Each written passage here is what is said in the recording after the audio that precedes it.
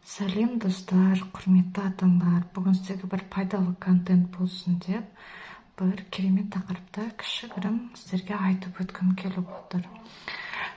Көбінде кішкентай нәрестелерде көздің бұлықтануы болады. Кейбіреулер көздің бұлшықтанады деп айтып жатады. Көздің бұлшықтануы ол балаға бактерия немесе вирустар немесе ол химикаттар түсіп кеткен кезде көздері бұлықтанады. Көбіміз қара шаймен шайып жатамыз, сүртіп жатады. Ол бізде как народный рецепт қой. Ал негізі медицинада мінекей мынандай физраствор деген бар.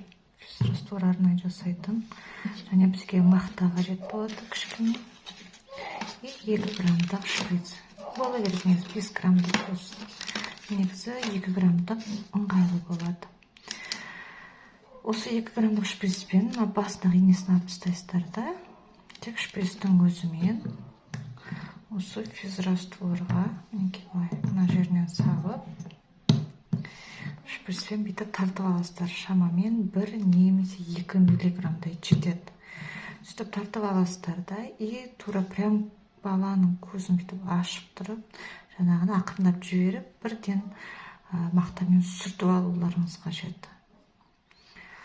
Сөйтіп бірнеше күн жасайсыздар. Бұны бізге больницада жатқан кезде солай жасамасаңыздар, артық конъюнктивитке айналып кетеді деді. Ол өте жаман. Және де ол бір көзі бұлықтанса, екінші көзіне де жұғып кетуі мүмкін. Ал конъюнктивит деген не екен, қыздар? Өздеріңіз интернетте Гуглдан оқып көрсеңіздер болады.